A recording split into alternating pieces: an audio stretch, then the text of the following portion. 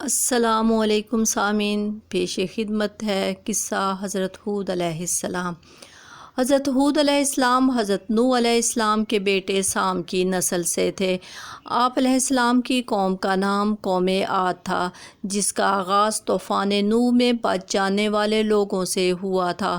یہ قوم ساحل سمندر پر ریت کے ٹیلوں والے علاقے احقاف میں آباد تھی۔ اللہ تعالیٰ نے انہیں لمبے چوڑے جسم دیے، بہت مال اور اولاد دی۔ وہ لمبے لمبے ستونوں والے محل بناتے تھے، جس کی وجہ سے انہیں قوم ارم بھی کہا جاتا ہے۔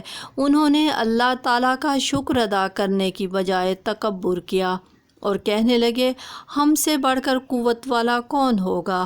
یہ لوگ ایک اللہ کی عبادت کرنے والے تھے، لیکن رفتہ رفتہ شرک میں مبتلا ہو کر بتوں کی پوجا کرنے لگے۔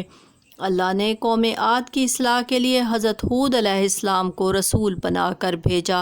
حضرت ہود علیہ السلام نے اپنی قوم کو ایک اللہ کی عبادت کی دعوت دی۔ آپ علیہ السلام نے لوگوں کو اللہ کے ساتھ شرک کرنے اور بتوں کی پوجا کرنے سے منع فرمایا، لیکن قوم کے سرداروں نے حضرت ہود علیہ السلام سے کہا، تم نادان ہو اور تمہیں اللہ کا رسول نہیں مانتے۔ سرداروں نے اپنی قوم سے کہا، یہ تو تمہاری طرح کا ایک انسان ہے، جیسے تم کھاتے ہو ویسے یہ بھی کھاتا ہے، جیسے تم پیتے ہو ویسے یہ بھی پیتا ہے، اس لیے یہ اللہ کا رسول نہیں بلکہ ایک عام انسان ہے اور تم اس کی بات نہ مانو۔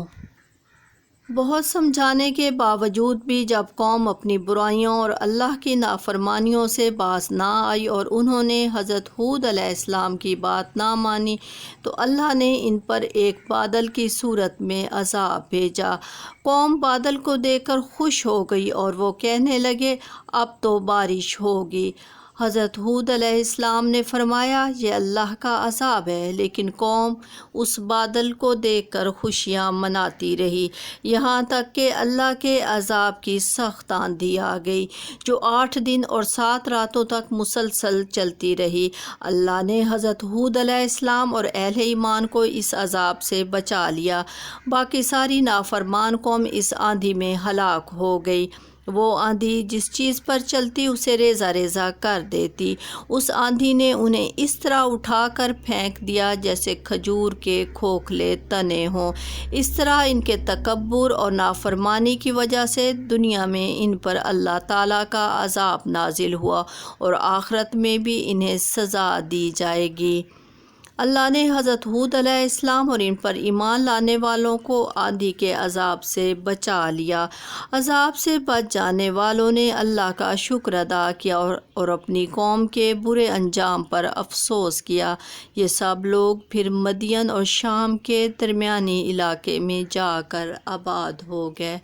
آج کی ویڈیو بس یہیں تک۔